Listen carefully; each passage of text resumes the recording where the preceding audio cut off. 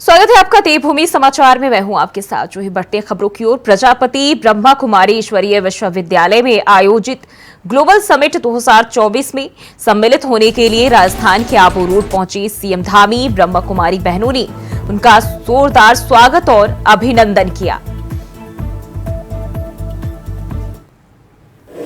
हर दृष्टि से अपने को पाने का प्रयास करते हैं, जैसा अभी मोहित जी ने यहाँ पर डॉक्टर मोहित जी ने कहा, और अपनी आध्यात्मिक यात्रा की शुरुआत भी वो कोशिश करते हैं कि देवभूमि उत्तराखंड से करें। और ऐसे प्रदेश से आकर जहाँ कभी कभी मुझे लोग पूछते हैं कि देवभूमि में कितने देव स्थान हैं या कितने प्रसिद्ध स्थान हैं, तो मेरा एक ही उत्तर होता है कि देवभूमि जिधर भी आपकी नजर जाएगी हर स्थान देवों से आच्छादित है। हर स्थान हमारा पर्वतों से आच्छादित है, हर स्थान वनों से आच्छादित है, हर स्थान हिम ग्लेशियरों से आच्छादित है, नदियों से आच्छादित है। और ऐसे देवभूमि से आकर आप सबके बीच में इतने बड़े वैश्विक सम्मेलन में आप सबके कार्यक्रम से जुड़ना तथा आध्यात्मिक शक्ति और शांति से ओतप्रोत इस परिसर में आप सबके बीच में आने का शुभ अवसर जो प्राप्त हुआ, ये मेरे लिए भी और यहाँ आए हुए सभी के लिए एक सौभाग्य की बात है। और मैं बहुत सालों से प्रजापिता ब्रह्म कुमारी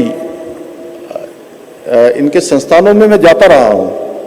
लगभग 15-16 साल से मैं जा रहा हूँ, और बहुत सालों से एक सामान्य कार्यकर्ता के रूप में भी, एक विधानसभा के सदस्य के रूप में भी, और अब उत्तराखंड राज्य के मुख्य सेवक के रूप में भी। बहुत बार मुझे संस्थान के लोग मुझे कहते थे कि आप माउंट आबू आइए, और वहाँ पर बहुत दिव्य हमारा संस्थान है, वहाँ जाकर आपको बहुत अच्छा लगेगा और बाबा की कृपा प्राप्त होगी। तो मैं सोचता था बहुत बार, राहुल जी में कई बार माथुर साहब मैंने सोचा कि मैं जरूर जो है जाऊं, मन में बहुत इच्छा हुई। और ऐसे ही बगल में सालासर बाबा जी, वहाँ भी बहुत सारे हमारे मित्रगण कहते थे कि आपको आना चाहिए, एक बार दर्शन करने चाहिए।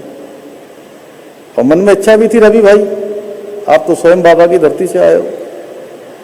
तो बहुत बार प्रयास किया, और मेरे साथ ऐसा घटित हुआ, मैं समझता हूँ एक अनुभव भी है, और आपके साथ भी और आपके साथ भी बहुत सारे लोगों के साथ यही हुआ होगा कि अचानक ऐसा कार्यक्रम बना, और हमारे मेहरचंद जी और नीलम दीदी और ये लोग सब रक्षाबंधन के दिन हमारा विधानसभा का सत्र चल रहा था, और ये हमारे विधानसभा में आए, मुझे इन्होंने रक्षा सूत्र बांधा, और उस दिन मेहरचंद जी ने कहा कि इस बार आपको अवश्य चलना है हमारे साथ। और एक उमेश भाई जी थे, वो बहुत सालों से कहते थे, मुझे उनका भी ध्यान आया, मुझे लगा कि मुझे जाना चाहिए।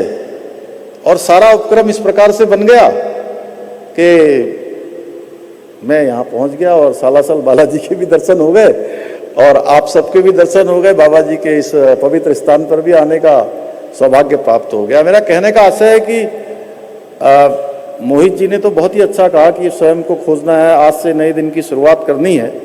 वास्तव में उनके बड़ा प्रेरक था, लेकिन सच में ऐसे स्थान पर वही आ पाता है जिस पर बाबा की कृपा होगी या बाबा उनको बुलाएगा। और आप सब जितने लोग भी यहाँ पहुँचे हैं, उन सब पर बाबा की कृपा है, इसीलिए सब लोग यहाँ पहुँचे हैं। और मैं कल सच बताऊं तो आज मैं भी इस स्थान पर कोई बहुत ऑरेटर बनके या भाषण देने के लिए नहीं आया हूं। और पुष्कर सिंह धामी सरकार के 3 साल के कार्यकाल के दौरान प्रधानमंत्री ग्राम सड़क योजना में उत्तराखंड में कुल 1481 किलोमीटर लंबाई युक्त 519 सड़कों का निर्माण किया गया, जिस कारण 250 से अधिक आबादी वाले 35 नए गांवों तक सड़क पहुंचाई गई। और धामी सरकार के 3 साल के कार्यकाल में जहां योजना के तहत कुल 1481 किलोमीटर लंबी 519 नई सड़कों और 195 पुलों का निर्माण किया गया। वहीं पहले से बनी 559 किलोमीटर लंबी 61 ग्रामीण सड़कों का भी अब अपग्रेडेशन किया गया है। इस पर सीएम धामी ने कहा कि प्रधानमंत्री नरेंद्र मोदी की प्रेरणा से गांवों को सड़कों से जोड़ने के लिए प्रधानमंत्री ग्रामीण सड़क योजना पर तेजी से काम किया जा रहा है। सड़कें प्रगति का आधार होती है, इसलिए हमारी सरकार का संकल्प है कि प्रत्येक गांव तक सड़क पहुंचे। साथ ही सड़क मार्ग से वंचित बाकी गांवों तक भी सड़क पहुंचाने के प्रयास किए जा रहे हैं।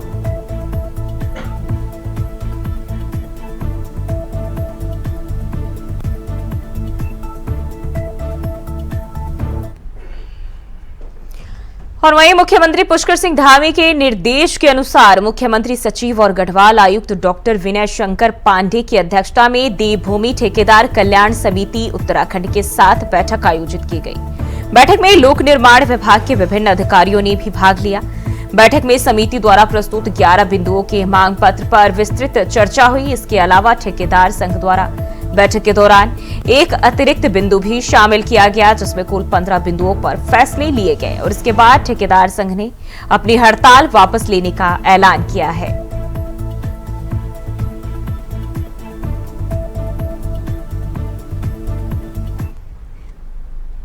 रुक करते हैं अगली खबर की ओर। उत्तराखंड कांग्रेस की मुख्य प्रवक्ता गरिमा दसौनी ने बीजेपी के सदस्यता अभियान को लेकर जुबानी हमला बोला है। कांग्रेस की मुख्य प्रवक्ता ने कहा कि भाजपा का सदस्यता अभियान जिस जोश खरोश के साथ शुरू हुआ था, अब उसका हश्र दिखने लगा है। भाजपा ने अपने नेताओं को विधानसभा में जो लक्ष्य दिया था वो पूरा होता हुआ नहीं दिख रहा है और अब भाजपा सिर्फ अपने आप को संतुष्ट करने में जुटी हुई है।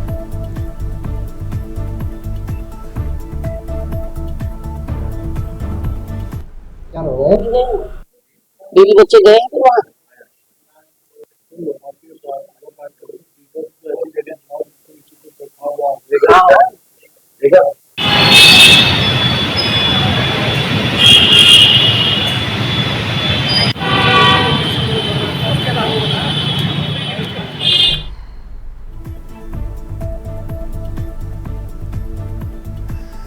तो गरिमा दसौनी ने बीजेपी पर निशाना साधा है सदस्यता अभियान को लेकर और कहा कि बीजेपी खुद को संतुष्ट करने में लगी है। जिस हर्षोल्लास के साथ अभियान शुरू हुआ था, अब वो वैसा नहीं रहा है।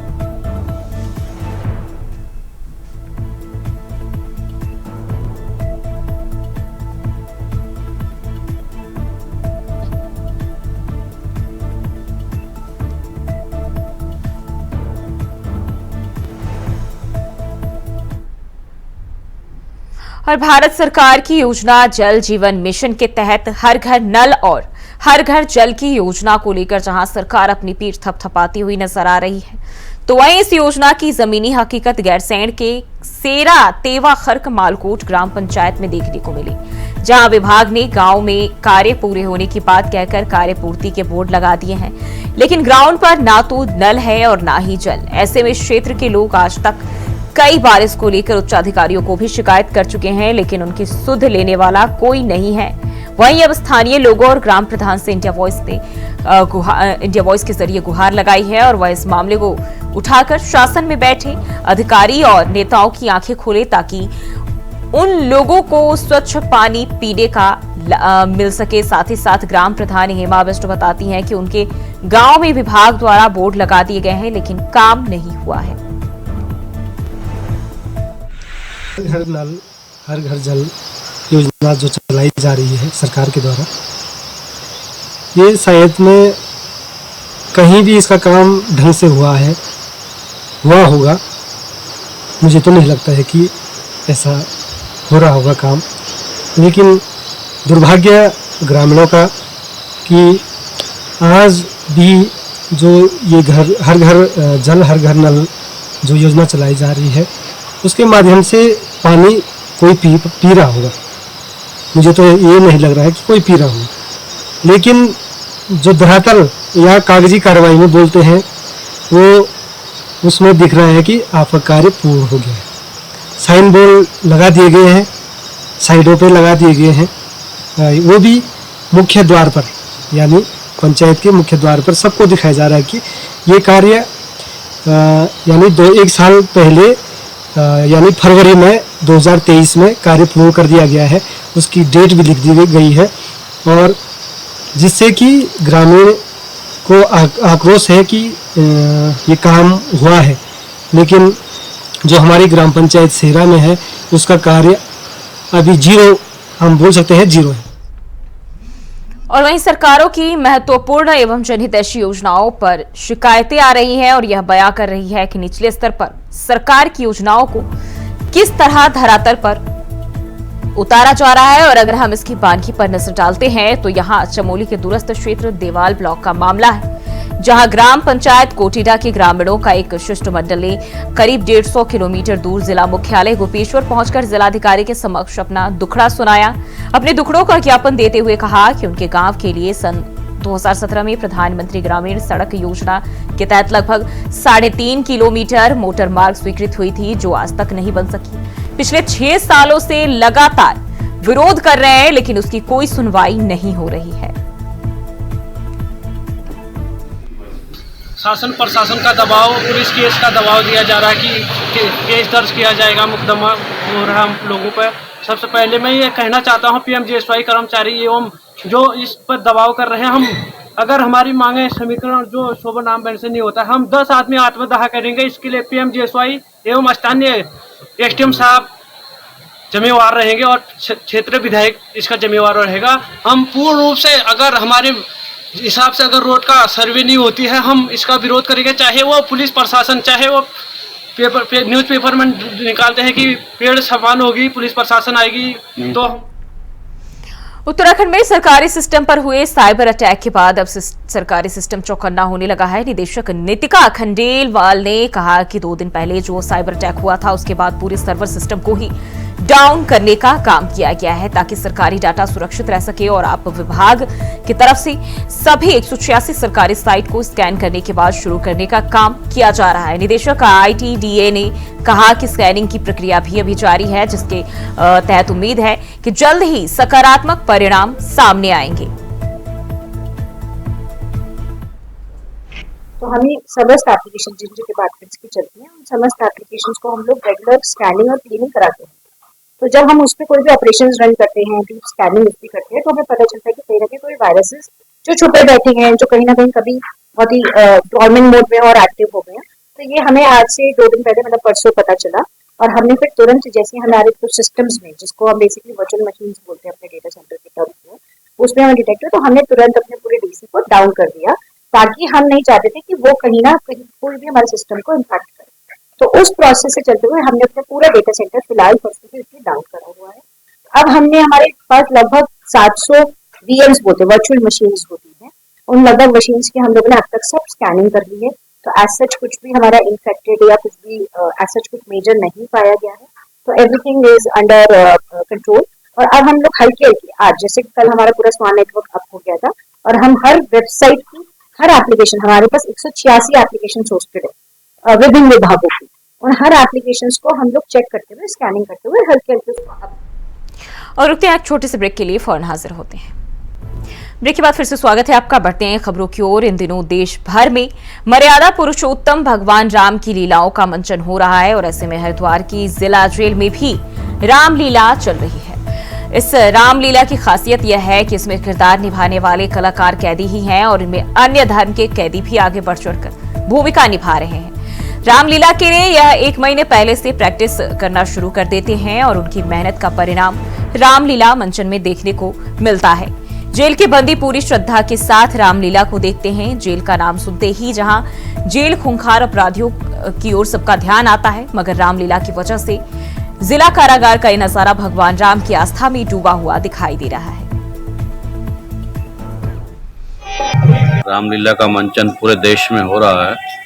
उसी क्रम में हमारी जेल कारागार में भी ये विगत कई वर्षों से वरिष्ठ जेल अधीक्षक श्री मनोज जी के प्रयत्नों से ये एक मनोरंजन के साथ साथ धार्मिक, सामाजिक और सांस्कृतिक शिक्षा भी बंदियों को प्राप्त हो, ये बहुत ही अच्छी पहल है। मैं इसका स्वागत करता हूं और इससे हमारी जो भारत की सभ्यता और संस्कृति है वो यहाँ पर काफ़ी बड़ी मात्रा में आए हुए बंदी भी उससे ज्ञान ग्रहण करते। ये एक सार्थक पहल है। जेल प्रशासन के द्वारा लगातार कुछ न कुछ धार्मिक आयोजन यहाँ पर होते हैं। इसके लिए हमारे वरिष्ठ जेल अधीक्षक महोदय जी लगातार सकारात्मक कार्यक्रमों की ओर उनका प्रयास रहता है। मैं नवरात्रों की शुभकामनाएं और बधाई भी देता हूँ। शारदीय नवरात्र के अवसर पर विगत 3 वर्षों से जो है जिला कारागार हरिद्वार में भी रामलीला का आयोजन किया जा रहा है और ये 9 दिन तक जो है इस रामलीला कार्यक्रम का आयोजन इस कारागार में किया जाएगा और ये पूरा कार्यक्रम जो है बंदियों द्वारा ही जो है निर्देशित होता है, अभिनीत होता है।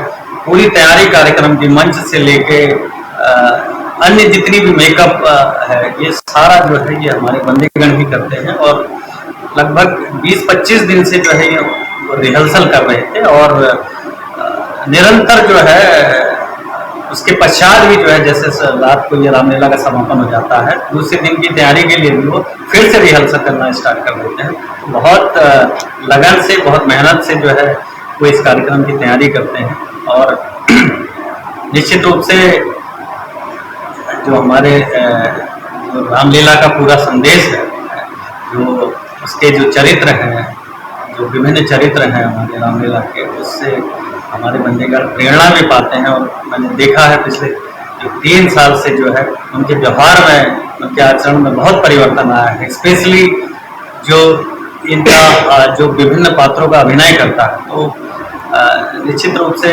ऐसे कार्यक्रम उनके जीवन में बदलाव लाते हैं, हमारे कारागार में भी एक सकारात्मक माहौल पैदा करते हैं।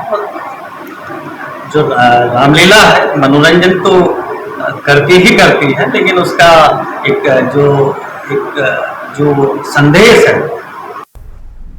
बढ़ते हैं आगे। खबर मसूरी से है, जहां नगर पालिका परिषद अतिक्रमण और प्रतिबंधित प्लास्टिक बैग को लेकर लगातार कार्रवाई कर रहा है, जिसके चलते नगर पालिका ने पिक्चर पैलेस से लाहौर बाजार तक कार्रवाई की, जिसके बाद लोगों ने पालिका प्रशासन का विरोध जताया। लोगों ने नगर पालिका प्रशासन पर व्यापारियों के उत्पीड़न का आरोप लगाया है। इसके साथ ही पालिका कर्मचारियों द्वारा दुकानदारों से भी अभद्रता की जा रही है।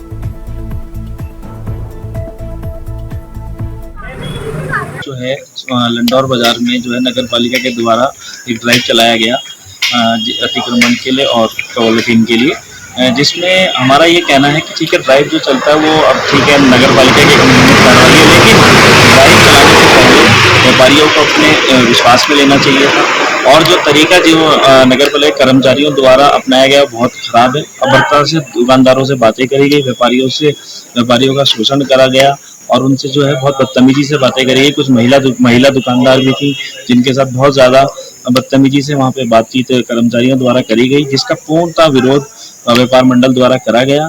ठीक, हमारा ये कहना है कि यदि आपको ड्राइव चलाना भी है तो उसके लिए एक समय सीमा निर्धारित हो, उसके लिए पहले कम से कम एक समय व्यापारियों को दिया जाए और उनको पहले से बताया जाए और उसके बाद एक सूचना ड्राइव चलाया जाए। उसके बाद भी यदि कोई नहीं मानता तो ठीक है आप ड्राइव चलाइए, लेकिन अगर यदि किसी दुकानदार के साथ या किसी व्यापारी के साथ बदतमीजी करी जाएगी और उनका शोषण किया जाएगा तो इसका पुरजोर विरोध Mussoorie traders and welfare association द्वारा करा जाएगा। और लैंसडाउन के सिसली नौगांव के पास दर्दनाक सड़क हादसा हुआ है। हादसे में अनियंत्रित होकर बारातियों से भरी मैक्स 200 मीटर गहरी खाई में जा गिरी। हादसे में एक महिला सहित 3 बारातियों की मौके पर ही मौत हो गई, जबकि 9 बाराती घायल हो गए हैं। मैक्स में 2 बच्चे भी थे, बच्चे दोनों ही सुरक्षित बताए जा रहे हैं। यह हादसा बारातियों से भरी मैक्स बसड़ा गांव से बारात लेकर वापस गुनियाल गांव आ रही थी और बताया जा रहा है कि मैक्स चालक की लापरवाही के कारण यह हादसा हुआ है। घायलों को 108 और लोकल गाड़ियों की मदद से बेस अस्पताल कोटद्वार लाया गया। वहीं मौके पर पहुंचे स्थानीय विधायक दिलीप रावत ने घायलों का हालचाल जाना। विधानसभा अध्यक्ष रीतू खंडूड़ी ने अपने काफिले के साथ घायलों का हालचाल जानने वो अस्पताल पहुंची और उनके देखते ही घायलों और मृतकों के परिजनों का गुस्सा फूट पड़ा और जमकर विधानसभा अध्यक्ष को खरी खोटी सुनाई। गुस्साए परिजनों ने सड़क की बदहाली के लिए भी कोसा और उनके सुरक्षाकर्मी मूक दर्शक बनकर देखते रहे।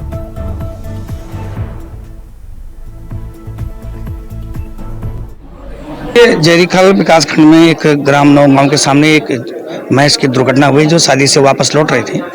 और उसमें स्थान पे वहीं पे 2 व्यक्तियों की मृत्यु हो चुकी है और बाकी लोगों को हमने बहुत जल्दी रेस्क्यू कर दिया था, बहुत जल्दी एम्बुलेंस भेज दी थी और बीएस हॉस्पिटल में उनको पहुंचा के उनका इलाज चल रहा है। यहाँ तक लोग कह रहे हैं, अभी स्पष्ट नहीं है, लेकिन कहा जा रहा है कि चालक की गलती से ये दुर्घटना हुई। और उत्तराखंड में कोई भी प्रशासनिक अधिकारी अपनी सेवानिवृत्ति के बाद भी अपनी सेवाएं जारी रखता है, यह हम नहीं बल्कि सरकार के आंकड़े बता रहे हैं, जिसमें आयोग, निगम परिषद और ऐसे कई संवैधानिक पद भी हैं जहां रिटायर के बाद भी प्रशासनिक अधिकारी डटे हुए हैं। और देवभूमि समाचार में फिलहाल के लिए बस इतना ही। खबरों के लिए बने रहिए इंडिया वॉइस के साथ।